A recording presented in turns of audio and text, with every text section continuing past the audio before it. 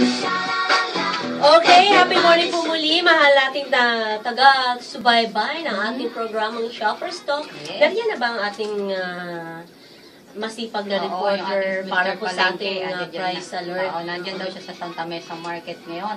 O, tawagin na natin yung ating masipag na si Mr. Palengke, si Kuyang Ed Mercadehas. Kuyang Ed. Happy morning, Kuya Ed. Yes, magandang umaga sa Horizon. Nandito nga tayo sa Santa Mesa Market at umpisa natin din sa mga presyo ng kanibaka ay 280, 240 meron ganyan at yung kanibabi naman ay 175. Sa kaning manok, medyo mababa rin ito, 125 ang kilo. At sa mga laman yung tambaan, ito yung 80. Ang tambakol naman ay mababa rin ito, 70 na lang ang kilo. Dalagang bukid 120. At yung tulingan, 70 hanggang 100. Ang galunggong mababa rin, dating 120, 100 na lang kilo. At yung tilapia naman ay 70 hanggang 100 na kilo. Ang bangus, 120. Dito sa mga gulay, marami pa nga dito bumaba. Ang presyo ng upo ngayon, 20 pesos lamang ang bawat piraso. Ang cauliflower ay 60, bagyo 40. Ang repolyo nananatili sa 40 at yung Pechay Bagyo, mababa sa ngayon lalo bumaba pa dahil 30 pesos lamang ang kilo. Ang sayote ay 20 lamang. Ang talong ay 30. Matalang ang patatas, 30, 50 ang palaya. At yung carrots ay 50. Ang okra naman ay 20 pesos ang kilo. At pinuha rin natin yung presyo ng siling pansigang, ito 40. At yung sibuyas ay 60, samantalang kamatis 40. At yung bawang naman, 80 sa kilo ng luya, ito naman ay 60. Kung ang panahon ngayon ng malapit ng pagbabagong taon, mga prutas, sikat ngayon, kausap natin din si Kuyang. Kuyang, like sa Radyo Agala, pwede makinig sa mga balita mo sa kanyang mga trade. Ma'am, good morning po, ma'am. Happy morning po. Yung punggan, 5 piso. Yung mansanas, 2.25 po, ma'am. Manggang hinog, 80 isang kilo. Kalabaw, 70 lang po, ma'am. Sige po, pagpatuloy lang po ang presyo natin dyan. Tumubas, dalangita, 20 isang kilo lang, ma'am. Yung melon. Yung milong, 40-35. Yung ma'am. bigyan natin Pinya, 40-35 lang ang bentahan ko. yung sa pangkuhan natin. Pagwan, 140, malaki yun, ma'am. Oh, malaki. May lokal na papaya. Lokal ba ito papaya, ma'am? Oh, local lang yun. 30 isang kilo ang bentahan ko, ma'am. Obas, 80 kalahati, ma'am. Pag 160 ang kilo. 150 lang pag isang kilo, ma'am. Anong ubas po yan? Yung, ano po ba yan? Seedless? 55 pag ano, ma'am. Ay, may Okay. isa yung bang ubos mo rin. Sidlis yun, ma'am. Ayun, salamat po yan. Yan yung isa sa mga nagtitinda ng prutas dito sa Santa Mesa Market. Para ba ang presyo nila o kay Manong lang na mura? Hindi naman sila nagkakalayo eh. Halos nakahawig ang presyo. Dahil unang-una, isa lang naman yung pinagkukunan nila niyan. Ayan. At kinuha natin ang presyo ng mantika, ito 25 pa rin ang lapad, yung meat naman ay 50, at yung sa litro ay 100 na bawat botelya. Kaya mula naman dito sa Santa Mesa Market, para sa Shopper's Talk, Edgar Cadehas, David News. Ayan, Okay. maraming salamat. Maraming sa ating salamat masipag, sa'yo. Mr. Palengke. Mr. Palengke natin at kay Manong. Talagang, ma'am, marami. Ay, napansin Opo. ko, partner, hindi pa masyadong gumagalaw yung price ng ating mga prutas nito. Kay Manong lang yun. Kaya doon na sila bumili Oo sa nga. Santa Mesa. Santa Hanapin Mesa niyo yun si Market. Ma'am. At talagang mura lang doon. Okay. Ipagpatuloy po Tuloy natin, natin yung ating money matters Yes, niya. Na oo, kung ayan. saan nga yung dumagsa po yung bilang noong pamang dekada. Oo, umabot Yung ng 30 mga million. nagsilikas. Ayan. At kung saan nga po, talaga pong totoo ito at marami na po ang nababahala pala sa lumalaking populasyon ng mga lumikas noon pa man at nakapagdulot po pala ito ng kawalang katatagan sa kabuhayan din at politika. So, ibig sabihin, the more na marami lumikas, bagsak ang ekonomiya at ang Siyempre. politika natin. Kaya gayon pa man po, kuminsan yung takot natin ng mga sibilyan natin noon ay wala man lamang pong lakas sila or anumang gusto nilang mangyari, no? Wala silang parang pagkukunan ng kalakasan ng loob o ano pa man kasi walang salapi. Wala silang wala ka na talagang matakbuhan. pagkain, no? At lalo na po malayo yung paglalakbay nila at hindi nila alam kung saan sila patutungo at talaga pong ang kanilang tanging mapagpilian lamang daw noong araw pala ay lumipat sa isang mas ligtas na lugar sa loob ng kanilang sariling bansa or kung saan Minsan pa sa ibang bansa sa ibang bansa pa nga. Pero po talagang parang nakikipagsugal na lamang sila. So, isip-isipin na lamang po natin kung tayo nga kaya ang naroon sa kalagayan na yun. Nakikipagsapalaran na yan. Nakikipagsapalaran, no? Pero po, etong ating talakayang Money Matters, medyo hihimay-himayin o unti-unti natin. Istorya po kasi ito, no? Para meron po tayo kasing paghuhugutan ng ating kadahilanan ng dyan sa kakulangan ng pera. Kumbaga, kasi marami nagsiself-pity ngayon talaga, Miss Lisa. Kahit naman itong holiday season Opo, dahil yung buti na lang tayo. Ligtas tayo dyan. Sa ganyang mga okasyon. May pera o wala, okay lang po kami. Diba? Hindi namin iniisip. Kasi po marami talaga sa ngayon na problemado, lalo na wala silang panghanda-handa daw para sa kanilang kung ano mga okasyon yan. Wala silang At pambigay pang regalo daw nila, kung sino man gustong bigyan. Talaga pong nakakadama sila ng awa sa sarili or para silang walang halaga, no? Dahil sa wala nga silang pera. Pero eto nga pong itinalakay namin ni Miss Lisa sa Shopee Store, talagang panahon pa ito ng kopong-kopong digmaan pa lang. Sabi nga, hindi pa kami tao ni partner. Problema na pong malaki yan. So, yung ibig lamang natin sabihin na talaga po yung panahon po natin sa ngayon, aasahan natin na mas lumala at lalala pa. Ang tanong, paano natin dalhin na kahit wala po tayong pera, na hindi po tayo na hindi na magiging maligaya sa ating buhay. Kasi parang sa panahon ngayon, parang yan ang nagiging sukatan ng ibang tao na pag wala kang pera, hindi ka magiging masaya. Hindi ka masaya at hindi ka isang kumpleto, baga, sabi nila. No? Wala Kasi ang tagumpay, sabi nila, ang tagumpay daw kasi, maraming pera. Di mo ba? Sabi ng iba. Sabi ng iba. Pero sa atin, Miss, wala po kami pera ngayon dito. Pero mukha naman kami may pera. Mukha lang, pero... O, di ba kahit mukha man lamang. Yung mga ngiti sa mga labi, ay hindi na po kayang pantayan yan, o sapatan, or... hindi ko kayang bitin yung smile mo na yan. Priceless. Opo, so mga ganong bagay ba? Kasi po talagang haharapin natin kung ano man po mga problema na meron sa ngayon, lalo na po yung mga kaibigan natin, mga kababayan natin sa Leyte, talaga po nakikidamay po tayo at congratulations din po sa ating mga ka-team na naroon pa rin hanggang ngayon yung Happy Morning Team in Action. Tinutuloy-tuloy pa rin yung kanilang pagtulong. Nagbigay sila ng tulong doon, pero pansamantala lang po talaga yon. Pero po, yung binibigay naming tips ni Lisa, kung susubaybayan niyo po, aral ito, gagamit niyo yan sa buong buhay. So, kung susubaybayan niyo itong Shopper Stock every Sunday, 10 to 11 po kami, ay makikita po natin yung salaysay na ito na magbibigay din pala sa atin ng lakas ng loob na hindi natin masasabi na tayo lang, hindi lang pala tayo ang gano'n ang kalagayan. Dahil nagmula pa pala ito nung digmaan pa. Ano, at mapasa hanggang ngayon. At ikalawang digmaan. Opo. So, matibay na lamang talaga. Oo nga, talagang survival of the fittest. Tama. Kaya po talaga nagpapa-apekto po tayo. Tapos may naniningil pa sa'yo ng utang. Mayroon pa yung pero para bang inaano yung tuliro, yung isip mo, yung tinuturnilyo ka. Naku po. Hayaan mo na lang malagot ang tornilyo na yan. Naririnig na boses sa utak mo, na ganito. Naku, parang nakaka-stress. Nakaka-stress, pero wag naman po natin takasan. Hinaharap siya na may saya, na may bigyan natin ng inspirasyon yung ating mga sarili na wag tayo mawala ng pag-asa.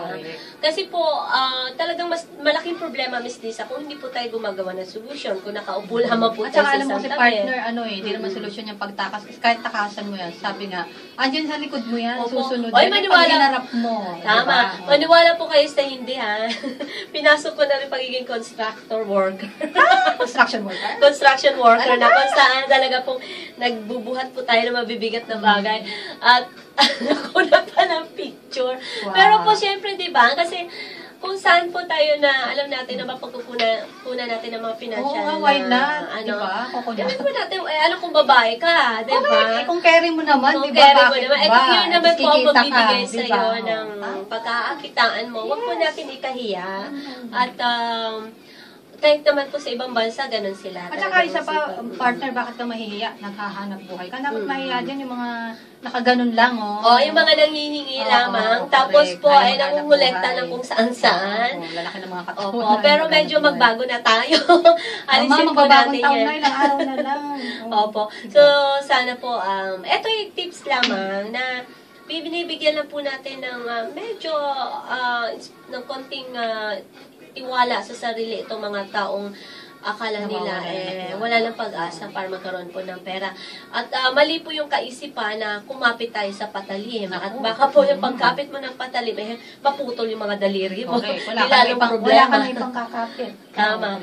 So, yun lamang po muna yung ating money matters. At unti-unti po natin magbibigay po tayo ng laging may salaysay at kapupulutan ng aral at magbibigay ng inspirasyon. At hanapin naman po natin next sa Sunday yung lumalaking pagdagsa ng mga lumikas dahil lamang sa kabuhayan. Yan po ay itutuloy pa po natin. Okay? At isusunod naman po natin ang ating consumer's right. To be happy. That's the way that things go. Consumers' right. Yes, you know. Ayan. Parang tagal natin nawala. Ano bang ating consumer's right for today? Consumer's right natin, mga mahal natin tagapakinig. Kasi po, ngayon ay talagang usong-uso na ang mag-shopping sa internet. Dahil lalo na kapag busy. na online na shopping. Yes. Ayan, kasi napakarami na rin online na sites ngayon eh. And may mga kababayan kasi tayo na talaga pong ayaw nila ng traffic. Dahil halimbawa, may bibilhin ka lang ng pang regalo mo kung kanino, nako, 48 years pa sila sa kalsada bago sila makarating. Sobrang dami ng tao, no? Yes. Papunta pa lang doon sa lugar na kung saan mo gustong bumili, aabot na ng ilang oras, ay yung pauwi mo pa. Naku, lalo na po ngayon sa Divisoria Mall, lagi po naroon ang inyong likod. Sobrang traffic po talaga. Lalo na kapag may deadline po tayo. Hindi na Naku, mahulugang karayom, sabi nga. malalagot ang inyong oras, ang inyong deadline, at mananagot kayo sa inyong mga bossing. Oo nga. Kapag hindi po nakatupad sa deadline na yan. Dahil po talagang sa isang bilihin mo lang or isang bagay na bilhin mo lang, abutin ka na ng siyam-siyam talaga. Okay, at binabati natin si Antolin Noel. Happy morning sa'yo. At si Shem Flores. Happy morning. Shem, maraming salamat sa ating kaibigan. Ayan. Sige, ako mamaya na. Marami tayong babatiin. Sige. Okay, magpatuloy natin. Yung money matters, yung consumer's right, ayan na naman. Yung tungkol nga sa pag-shopping sa internet. Marami na kasi nagreklamo dyan, Miss Lisa. Na kung saan, Naloko na rin eh. nabiktima sila. Nasimot po yung kanilang credit card. Yun. Di ho ba?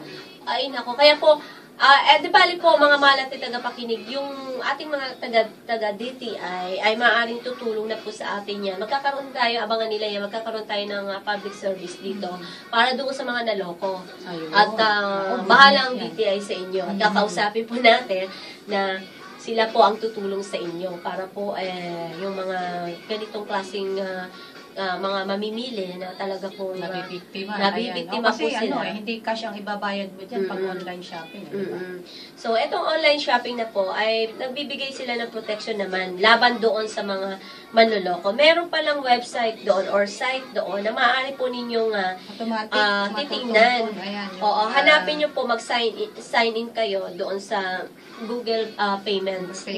Nandoon po yun. Pag nag-sign in po kayo doon at mahilig po kayo mamili, ay kung nakapag-sign in na, i-click nyo lang yung naangkop na order o yung gusto nyong order sa inbox ng mga order. And then, pagka lumabas po yun, makikita po kasi doon, lilitaw yung mga impormasyon. Kasi po yung mga automatikong pagtuntun dyan sa panluloko na iyan, ay pinapagana na yan ng Google po. Ito yung advanced REST modeling na tinatawag upang matuntun daw po yan yung itong mga mapanlokong queue ng transaction sa mga serbisyo ng Google. Kaya po, maaaring makansela po pala kaagad-agad yan. Oo, kapag natutunan Yung mga yan. transaction na yan, kapag natuto na yan, yung mga manloloko na yan, Ayan. na mga ayaw maging contractor, Ayaw maging patas, worker, no? construction worker pala, nakatulad ko, Ayan, na meron sa nagbubuhat ng panloloko semento. para kumita. Meron lang. agad, ano? Ay, Gusto nila madali ang kita, Oo. na nakaupo lamang, pindot-pindot lamang. Nako po, may protection na tayo dyan. At upang maprotektahan daw po tayo, sino man po yan, oo, na lahat mahilig tayo mag kasi pare-pareho online tayong shopping. consumers. Yan. Ito po yung aktibong-aktibo. Ang anumang mga order na nauugnay sa parehong mga mapanlokong credit card ay madali pong makansela po yan. Kaya aktibo rin daw po pala yung ibinebentahe ng Google, yung mga panlabas na pagkukunan sa mga iba't ibang industriya. Kaya huwag po tayo mag-alala. Gaya ng mga blacklist ng panluloko sa buong mundo, ay mapigilan na rin po yung mga mapanlokong user na yan. Dahil mula sa pag-access sa Google Payments, sa simula pa lamang daw po, ay makikita na nila ito. Kasi meron silang partner, meron silang blacklist ng mga company o mga Na service kinikilala na nila, na parang gano'n. Oo, na Maaring pagkakatiwalaan po natin sa madaling salita. pag blacklist kasi partner, parang iyan yung mga Ay, yung mga blacklist, yun yung mga nanloloko. mga nanloloko. Oo, yun. Pero may mga listahan din po sila yung mga doon na good maaring, companies yes, na naman. maaring natin pagkakatiwalaan. Kaya po, wag na tayo masyadong mag-alala. Basta mag-sign in lang sila doon. Kumbaga, isa na rin po kayo na dapat nilang bigyan ng protection. Kasi lalabas yun doon once na nag-sign in kayo, makikita nyo na po yun doon. Kaya kapag po natuntun ito ng Google, itong mga kaduda-dudang aktibidad po ng kaugnay dyan sa mga order-order na iyan, ay madali po itong matanggap. At mamarkahan po nila ng mga taga-Google itong order ng tinatawag ng katayuang kasalukuyang nagaganap ang pagsusuri ng customer at magsasagawa po sila ng mga pagsusuri din po na pagtuntundo sa mga panluloko sa order na yan upang mabawasan na nga yung mga pagkakalantad sa atin na maaari tayo mapiligro, di ho ba? Kaya po, kapag po ito ay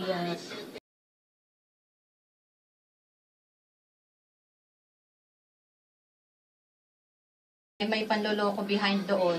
Yung halimbawa ikaw yung company behind doon sa mga order na yun, hindi mo na masisingin yung customer kasi nga oo naman. na, Kasi na, parang napalagay lumipad na yan. siya doon. Nasa nalaglag mo, parang bula category ang pera na, mo. nalagay siya doon Kailan sa lang, di category ba, laman ng panloloko. balita na isang misis, nagulat siya na simot yung kanyang pera na worth Yun na 50,000 pesos na kung saan, pinambayad na kung Kasi saan basta saan. nga kasi hindi Binigay cash, niya diba? naman Credit kasi yung card. kanyang, ang kanyang password. Eh, yun naman kasi yung Ako, mali medyo doon. ingat po tayo doon. Oo. Kaya po, Dapat tayo lang nakakaalam ng password natin. kaya kinukumpleto rin po pala rito yung mga bagay na meron pong pagsusuri na dapat natin alamin. Yung itong 4 hanggang 6 na oras daw po pala yan. Kaya yung mga ilang order na may mataas na potential na maaring maging Nasa peligro po ito, ay talagang kailangan po natin na May maraming mahabang oras. Kaya medyo tiyagaan po natin. At ito po ay tahasang isinagawa yan ng Google para po mabigyan tayo ng protection. So, maaari daw po na makipag-ugnayan daw po kayo ng direkta at Para bilang magbalaan. backup Oo. nila. Ayan. At babala din po yan. Kaya kung matukoy ng Google, itong isang order lang, mayroong mataas na panganib o hindi sumusunod sa mga patakaran ng Google Payments, automatic yan, nakakansilahin yung order para sa yung protection at hindi na ito maipanunumbalik pa. So, yan. yun. Kaya, sa sandaling makumpirma ng Google yung visa ng order, ay magpapakita ang order ng katayo ang bago na. Oo, so ilalagay siya doon sa category na new. Sabihin, bago. wala siyang, walang problema doon. Tamas. Kaya sa puntong ito po, mga mahal ating taga-pakinig, may papadala na po yung order. Kaya tandaang singilin ang order sa loob ng maangkop na takdang panahon upang maging garantisadong mga pondo. Ayan. Kaya po, ang pagbabahagi ng impormasyon ng mga mamili ay dapat maintindihan po natin yan. Kaso, kulang po yung oras. Basta una munang tandaan nila, yung mga mahilig mag-online shopping, ay mag-sign in sa Google Payments. yan. So, sign in po muna kayo kung talaga pong hindi niyo mapigilan na doon kayo bumili ng inyong mga orderin. Para Ayan. po sigurado tayo na tutulong yung Google para ma-control yung payments. Kasi makakategorize yun kung yung gusto nyong orderin, yan ba new o yan under pa ng pagsusuri. Okay, so sa sunod na linggo, ibibigay po natin sa inyo yung mga address na verification. Yes. At na kung saan po ay magbibigay po sa inyo ng protection at maiwasan na po na maloko po tayo ng mga Online na sites na na yan. mga online sites na Oo, yan lalo na na kung ngayon. saan nga talamak Oo, na po sabi yan mo nga ngayon. kasi marami ngayon na mas pinipiling bumili na lang online kasi hindi na nga naman sila lalabas, hindi na sila mapapagod. Okay. Yun nga na kailangan protektahan din natin ang ating mga sarili. Tama. Okay, yan po ang ating consumers' rights. Sana po talagang malaking tulong sa inyo yung informasyon na ibinigay po sa namin ni Miss Lisa Flores. Dito lamang yan sa Shopper Stop. At isusunod na naman natin ang ating What's In, What's New. Break muna kami, huwag kayong alis. It's so nice to be happy. So nice. EBC Eagle Broadcasting Corporation. Ito ang Radyo Agila.